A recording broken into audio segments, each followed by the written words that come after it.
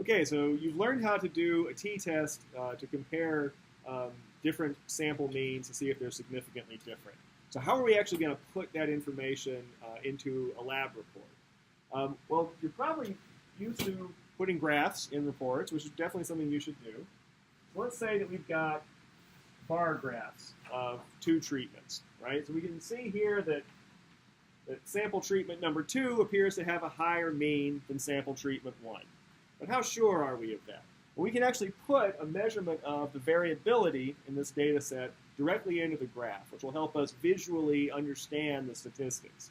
Right? We can do this using what we call error bars. Okay, so an error bar is just going to be a little measurement that we put on each of the bars that shows how big the variability is. Right? So in this case, sample 2 has a much higher variance than sample 1. Okay?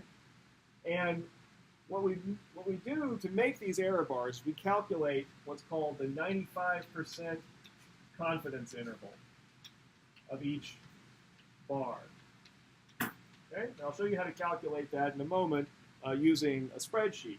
But when you use the 95% confidence interval as your error bar, then you can quickly visually tell if you have a significant difference on a graph. Because if the error bar of one bar crosses the mean of another bar, then they are not significantly different. Okay, you have to have a situation where neither error bar crosses the mean of the other group to say that you have a significant difference. So let's see how we actually do this. Okay, so we have measured growth rates at 30 degrees and at 37 degrees. We want to know if they are significantly different from each other. So we can do a few calculations, right? So I'm just going to calculate the mean and the 95% confidence interval for each set of measurements. Okay, for the 30 degrees and for the 37 degrees, right? We have 4 measurements for each. So doing the mean is easy. I just type in this formula, average, and then select the values that I want to take the average of. Super easy. I'll do that for both separately. Okay, 95% confidence interval is a little trickier. So we have to calculate first the standard deviation, STDEV, of each group, which is one measure of variance. But if we want to get the 95% confidence interval, we also have to take into consideration the t-distribution for a 0.05 probability and n-1 degrees of freedom. So n is just the number of measurements you've got. So you have 3 degrees of freedom, 4 minus 1. Right? And then we divide it by the square root of the number of measurements we've got, which is 4. Okay? So what this means, the t-distribution for a probability of 0.05 means we want to know what the value is beyond which we're only about 5% likely to have gotten that measurement by chance, right? So it's just a measurement of how well the measurements fit the mean. Okay, so now that we've got both of these calculated, we can put in a bar graph with error bars. So you see we've got bar graph here, the 30 degrees measurements on the left and the 37 degree measurements on the right. All right. So I'm going to kind of look around here on the options under chart design. And if we look over on the far left side, we see add chart element. So I'm going to say add error bars.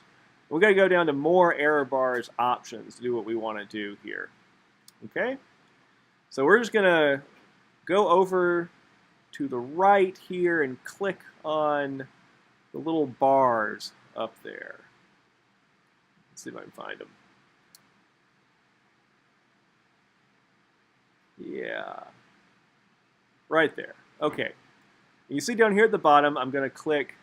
So first of all, we have the error bars are going both up and down. They have little caps on them. I'm going to click the custom value portion here, and I'm going to select the cells where I have calculated the 95% confidence interval. I'm going to put that in both the positive and negative error value. You see now it's added these nice 95% confidence interval error bars to our graph.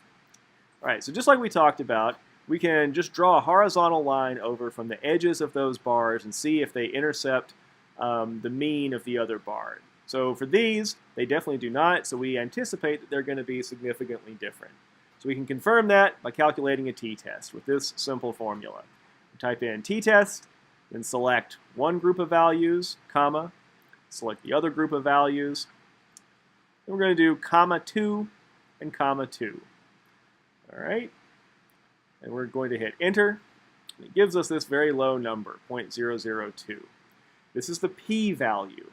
The p-value is the probability that we could get that much difference between the two means by chance, given the variance of the data. So usually, if the p-value is lower than 0.05, we say that the two treatments are significantly different from each other. So just like our graph suggests, these two treatments are significantly different.